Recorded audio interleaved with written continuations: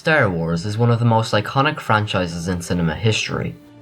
Since the first film in 1977, there has been tons of merchandise, including toys, books, TV shows, and of course, video games. So today, for absolutely no reason at all, I've set out to become the greatest Star Wars fanboy of all time. I've already set up a shrine where I praise anything and everything related to Star Wars. I've made some great progress so far, but I can't become a true fan unless I look at the video games.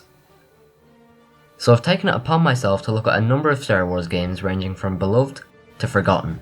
And what better place to start than Knights of the Old Republic? Knights of the Old Republic is one of the most critically acclaimed Star Wars games of all time. Some even say it's the best. But a lot of time has passed since 2003, and what was once considered revolutionary might not be so impressive today. Knights of the Old Republic, often abbreviated as Kotor, has a lot of great things in it, but the weakest part is definitely the combat. It's a weird system that I've never seen in any other game. It's basically press X a few times, wait a bit, and then press X a few more times. To explain things simply, damage relies on dice rolls, the numbers of which depend on the weapon you're using. You take turns to attack in real time, but you can freeze the game in order to plan out your next few moves. Some weapon types are better against certain enemies than others. For example, lightsabers don't do very much damage against droids, whereas normal blade weapons do a good amount. This system is rather weird, and feels very clunky in game. The random elements can be pretty annoying in situations where you're about to kill a strong enemy, but end up missing a bunch of hits and then get killed by an attack that did a lot of damage. The whole combat system is mediocre, and very rough around the edges as a result. There are also force moves, which use up the force meter, and take up a certain amount of force points depending on how far you are on the light or dark side. For example, lightning would take up more points if I was on the light side than if I was on the dark side. Force abilities start off being an adequate way to deal damage, but near the end of the game, they make you nearly unstoppable, and it is so satisfying to mow down groups of enemies with one attack. This also leads into the point that the difficulty can be a bit all over the place. The first half of the game was a lot more difficult than the second. Force abilities make Kotor a complete cakewalk, rendering blaster characters inferior in many situations. The only way the game tries to stop you from obliterating everyone is by having the Dark Jedi use force protection moves that prevent you from stun locking them. This is a good idea, and adds more strategy to fighting enemies instead of having you spam Force Storm. But eventually this even becomes a joke, as your melee attacks get strong enough to the point where you can kill enemies in 2 or 3 hits. So Kotor's final solution to this is having you fight a seemingly endless onslaught of enemies in one of the most frustrating and tedious final levels in a video game I've ever played. At the end of the game, you are forced to attack wave after wave of Dark Jedi that drain your force meter and largely outnumber you, leaving your only strategy to be slowly waiting for your force meter to recharge so you can stand some chance against a hurricane of enemies being hurled at you. This is just terrible design, and there could have been so many better ways to handle this, like making an area where you can't use force abilities or your lightsaber so that you would face a challenge without being swarmed. The story, or more the characters, are what make Knights of the Old Republic such a memorable experience. The plot is boiled down to evil Sith has evil machine and will do evil thing with said machine. There is one cool twist and 2 separate endings, but the core story is rather basic, but paves the way for character motivations and world building. Kotor is also set 4,000 years before the Star Wars movies, so the developers had a lot of creative freedom. You set up a crew throughout the game, and nearly all characters have a fascinating backstory that is gradually revealed throughout. The only uninteresting member of your crew is T3M4, whose whole personality is saying bleep and bloop a few times. The rest of your crew are all super memorable, and there is one part near the end of the game that is absolutely heartbreaking if you choose the dark side path. As I've mentioned a few times now, you can go down either the light or dark side of the Force. Dark or light side points are given to you depending on the dialogue options you choose in the story. Aside from the main plot, there are tons of side quests, most of which have usually 2 or more outcomes. There were so many in fact, that I'd probably play the game again, because I doubt I even did half of them in my playthrough. The side quests range from fixing droids to taking down squadrons of Mandalorians, and each one feels distinct. The world building is also superb. Planets all have their own traits to make them unique and are brimming with ideas. Manaan is a neutral planet that doesn't permit any fighting between the Sith or Republic. leading to brilliant court sections of the game. Korriban is also a great planet, as it is home to many Sith tombs that you have to investigate, and each one has its own surprises. The minigames and side activities do a great job of aiding the immersion as well. The main one is swoop bike racing. It never does anything too amazing, but you make a lot of money out of it, so that's a plus. And there is of course Pizzac, which I'm pretty sure is how you get a gambling addiction. This minigame, like the combat, is really random, and leaves me either feeling accomplished or wanting to light the disc on fire. Kotor is an RPG, so what about those elements of the game? The standard stuff is there, like leveling up, and NPCs that have far more items than can possibly fit in their pockets. The leveling is pretty solid and always makes you feel like you're unlocking abilities and stuff at a good rate. Gear will be found throughout the game, and can be equipped on each member of your crew. There's a low enough number of armor slots though, so you won't get overwhelmed by stats and whatnot. Now one thing I don't hear about too often are the unbelievable amount of glitches in the game. I wouldn't mind the odd visual bug, but not being able to load autosaves and being forced to load my last proper save is extremely annoying, especially when your last save was over 30 minutes ago. Knights of the Old Republic is a great experience, but I don't think it's as amazing as a lot of people make it seem.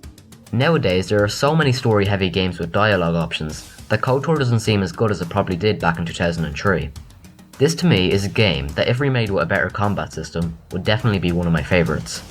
As it stands, KOTOR is an incredibly immersive game, but it's not for everyone. 16 years after KOTOR came out, another single player Star Wars game was released, Jedi Fallen Order. EA's third Star Wars game, developed by Respawn, who were previously known for the Titanfall games.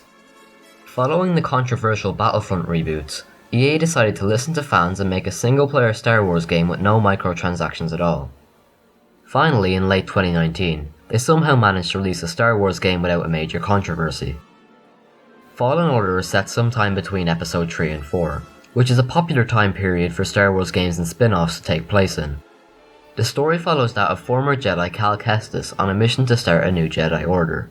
There is certainly more of a unique narrative in Fallen Order, but the time period really restricts the impact the plot has in the Star Wars universe as a whole, and I have pretty mixed feelings on the ending. Dathomir was definitely the most fascinating planet to go through, as that section of the game was basically a whole story of its own. The characters are fine, though the villains tend to be more interesting than the heroes. The gameplay is a mix of features from a bunch of other popular games, with climbing from Uncharted, Metroidvania-like exploration, and a bunch of stuff taken from Dark Souls. This shows just how safe Respawn tried to play it with Fallen Order. Using good mechanics from other games is fine, but it would be nice if they tried to be a bit more original. The combat is certainly the most well done feature of Fallen Order. It's satisfying, balanced, and the abilities you unlock through the game always make sure that you have new mechanics to play with. It would have been nice though if you could use more weapons than just a lightsaber.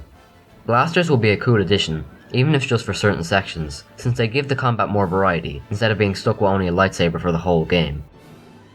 Fallen Order has a very Metroidvania-like structure, with loads of collectibles and secret paths scattered throughout each world. In the future I'd like to see more AAA titles have this type of level design, especially since there aren't a lot of 3D Metroidvanias out there. There's also a lot of Uncharted-like climbing that serves as a nice contrary to the combat. Stuff such as grabbable edges stand out from the background, and a problem that I often come across in other games is that edges are too hard to recognise, so this is definitely welcome. The game's enemies are pretty diverse, and I found myself using many different strategies throughout. I'd quickly wipe out a group of Stormtroopers with a double-bladed lightsaber, but I'd switch to the single blade for bigger monsters. One of the biggest problems many had with Fallen Order when it came out were the abundance of glitches you could come across. A lot of these have been patched out by the time I played the game, but I still came across a few. Aside from the glitches, the game's main problem in my opinion is how it lacks any memorability. In most great games, there are moments that are either really cool or really beautiful, and the only moments like this in Fallen Order were at the very end of the game. And there is one part where you get to see a nice view, but it feels very forced. I like to think it was put there because the few developers spent way too much time trying to create all the trees for Kashyyyk, and someone really wanted to show all the work they put into it. Star Wars Jedi Fallen Order is a great game. The combat is satisfying, the exploration is fun, and the story is good, but it lacks any moments that make it truly memorable, though I would still recommend it as it is a superb modern single player experience. Now with so many more great Star Wars games out there, which one would I pick to round things off with? I could go with this one, or a long forgotten DS game. I'm going with the DS game. Star Wars Lethal Alliance is a single-player action-adventure game developed by Ubisoft for the original DS and the PlayStation Portable. Unlike the previous two games, Lethal Alliance was given mediocre scores, with the DS version being seen as inferior. This, and the fact that the game was released during a time when Star Wars games were all over the place, meant that Lethal Alliance became a forgotten and rarely discussed title. So does it deserve to be remembered? No. Well, not the DS version. The game once again takes place between episodes 3 and 4, and follows the story of Rihanna, a mercenary who, along with her droid Zio, is sent on missions by the Rebel Alliance. The story is passable and it doesn't try anything too interesting, and the characters are all pretty stereotypical. The cutscenes on the DS version are all presented as captioned pictures as opposed to the animated ones found on the PlayStation Portable. The game was built with the PSP in mind, and it really shows since the graphics can look very bad, especially in more open areas. The PSP is more graphically capable than the DS, and it's not a great idea to try and make a 3D action-adventure game for both. The core gameplay is shooting, puzzle solving, and platforming. The platforming isn't half bad, it works very well and was probably the most enjoyable part of the game. Having a droid bring you up walls is a great idea, and it's much faster than wall climbing found in other games. I would say the platforming feels very fluid, but the puzzles have a habit of just slowing everything down.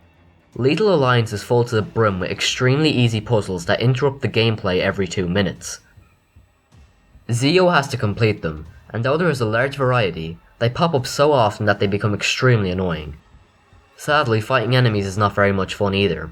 Strategies for fighting bad guys are all essentially the same. Shooting, dodging, and the occasional shock from Zio are all you have to do every time enemies pop up on screen.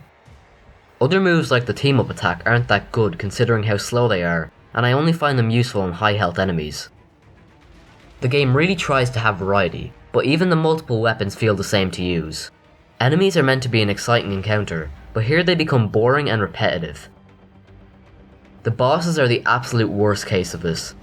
There is little strategy to defeating them, and spamming attacks is the only way to deal damage. I wouldn't even mind if the fights were short, but no, they take an excruciatingly long amount of time for how little they change. Platforming, fighting, and puzzles make up most of Lethal Alliance, and it is very obvious especially with how little variety is in each aspect. The part I always look forward to in every mission were the conveyor belt sections. There is one of these in each level, and they are a breath of fresh air compared to the rest of the game. These sections have on-rail, high-speed, shoot-'em-up type gameplay, and this is definitely where I had the most fun. But as I said, they rarely appear, and the rest of the game is just...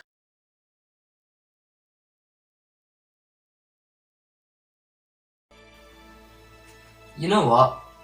I don't think I like Star Wars. Why am I doing this? What even is George Lucas? Why is there a LEGO Star Wars?